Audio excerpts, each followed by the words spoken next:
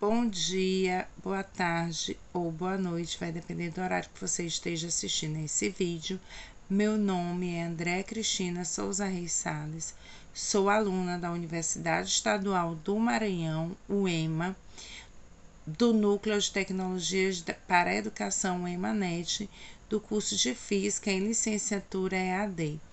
Disciplina Estágio Supervisionado, anos finais, ensino fundamental, lecionada pelo professor Dadson Luiz Ferreira Leite. O tema da minha aula é luz e cor. Então, o que vem a ser a luz? A luz é uma energia radiante que causa a sensação de visão.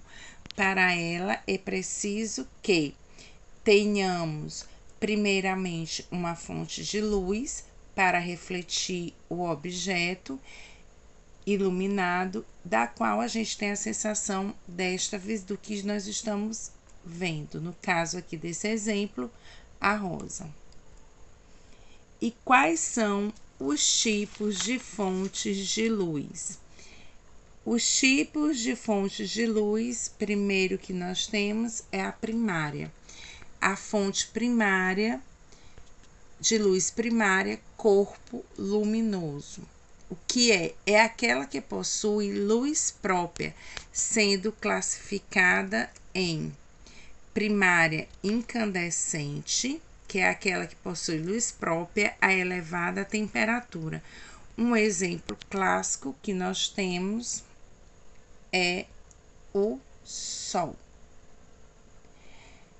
A luz primária luminescente, que é aquela que possui luz própria a baixa temperatura. Por exemplo, nós temos o vagalume.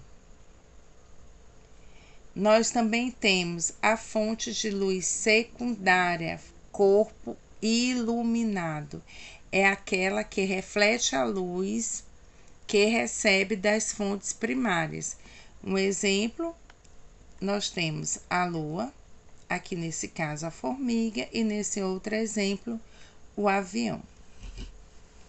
Nós também temos o raio de luz. O que vem a ser o raio de luz? O raio de luz é uma linha orientada que apresenta geralmente a direção e o sentido da propagação da luz, ou seja, é um conjunto de raios de luz que constitui esse feixe de luz.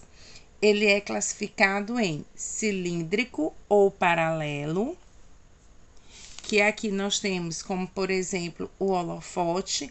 E por que ele é chamado de cilíndrico ou paralelo? É quando a fonte luminosa está a uma distância suficientemente grande e os raios incidentes, eles são paralelos. Aqui como exemplo nós falamos do holofote, mas também nós temos os raios do Sol. O cônico ou divergente, exemplo, a lanterna. Quando os raios atravessam uma lente divergente e os raios se separam. Vocês podem observar aí pelas setas. E o cônico convergente é quando um feixe de raios paralelos eles atravessam uma lente e todos os raios vão para o mesmo foco. Por exemplo, a lupa. A gente pode observar aí as setas onde todos os raios estão convergindo para um único ponto.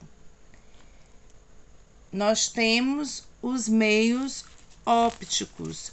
Os meios ópticos são os meios físicos pelos quais as luzes se propagam, e eles podem ser transparentes, que permite a visão nítida dos objetos através dele. Por exemplo, nós vamos ver aqui o ar, o vidro e a água. Esses objetos, todos eles são meios ópticos transparentes. Nós temos os meios translúcidos, que não nos permite uma visualização nítida através dele.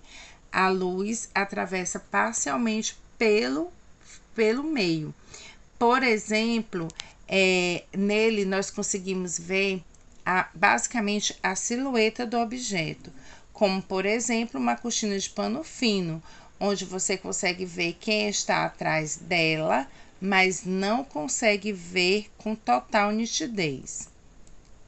Nós temos os meios ópticos opacos, que não permitem a visualização dos objetos através dele, ou seja, a luz não atravessa o meio e ela, ao contrário, ela é absorvida por ele. Por exemplo, uma porta de madeira, onde você não consegue ver quem está atrás dela. Nós temos os fenômenos ópticos, que são a reflexão regular, no qual a luz incide na superfície S, volta ao mesmo meio regularmente. Isso ocorre quando a superfície S é uma superfície metálica bem polida. E aqui a gente pode observar no exemplo a superfície, a luz incidindo e refletindo nessa superfície. A superfície S aqui, no caso, é o espelho, e os raios de luz incidem e refletem paralelamente. E aí nós temos dois tipos de espelhos, basicamente dois tipos de espelhos, que são os espelhos planos e são os espelhos esféricos. Os espelhos planos são aqueles usados no dia a dia. Geralmente tem a finalidade da observação nítida e detalhada no objeto. Normalmente são usados para efeitos estéticos ou decorativos. Os espelhos esféricos, esses são usados para casos específicos e têm a finalidade da observação ampla, sem a preocupação da nitidez. É usado normalmente para fazer vigilância, pois possui o maior campo de visão.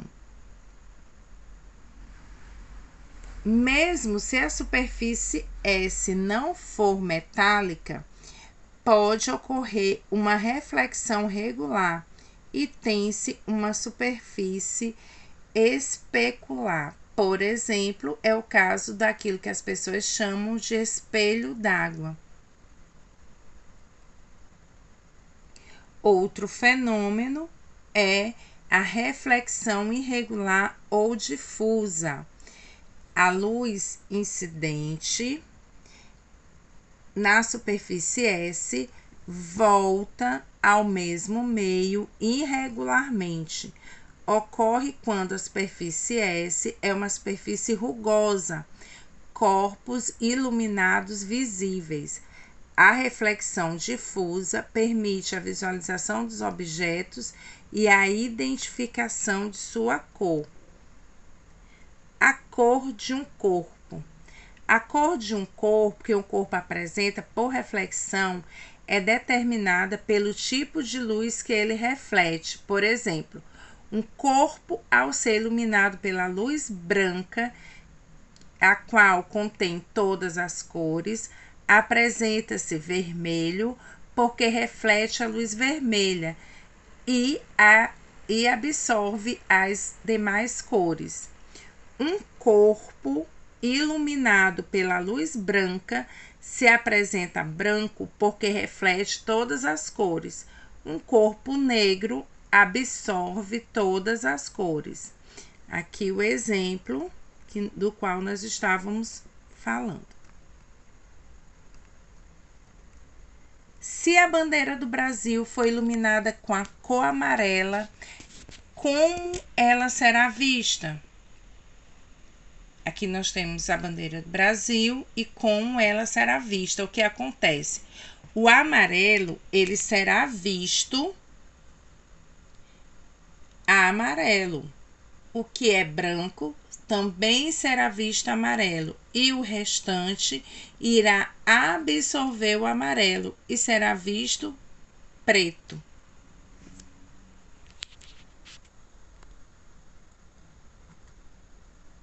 Outro fenômeno é a refração. A luz incidente atravessa a superfície S e continua a propagar no outro meio. Ocorre quando S separa dois meios transparentes, água, ar, água, vidro, etc.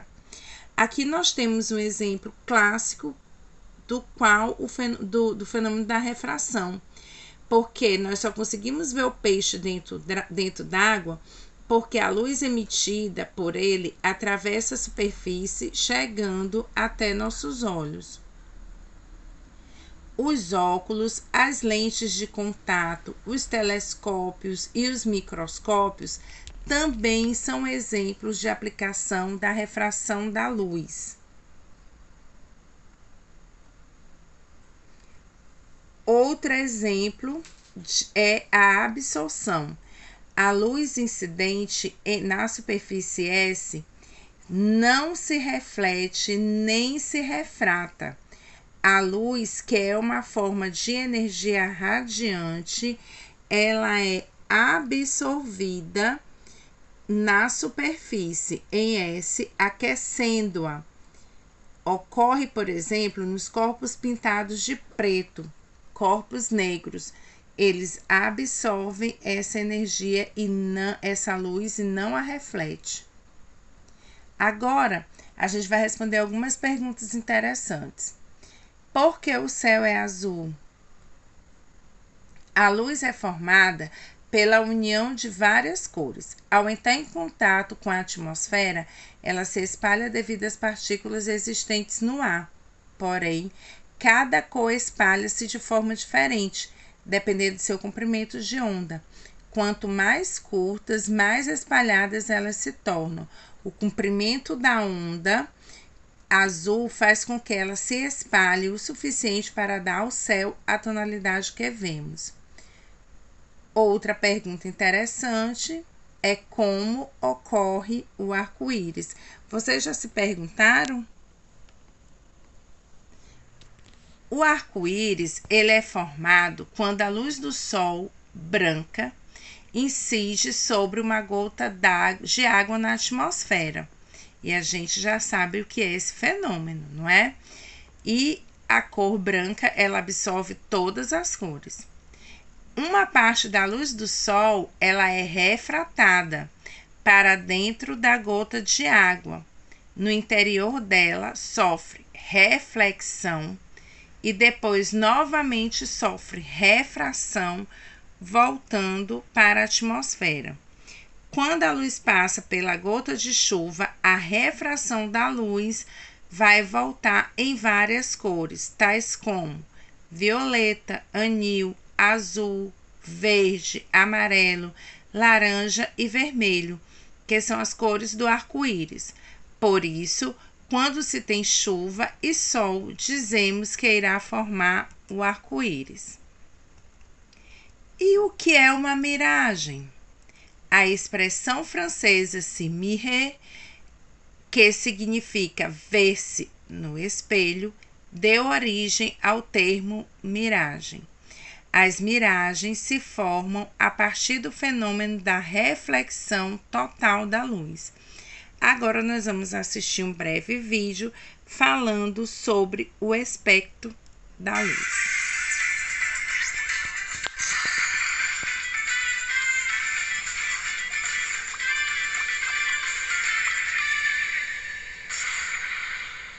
Fala galerinha, eu sou o professor Marlon de Ciências e hoje nós vamos falar sobre o espectro de cores. Mas o que é o espectro de cores, professor? O espectro de cores nada mais é do que a faixa de cores no espectro eletromagnético que conseguimos enxergar. Eu vou explicar melhor.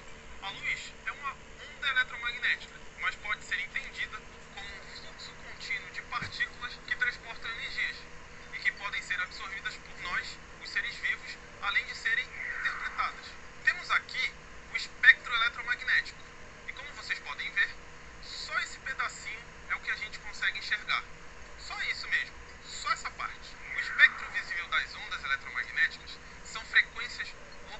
situadas entre o infravermelho e o ultravioleta. Essas ondas, que têm frequências que se estendem de 4,3 vezes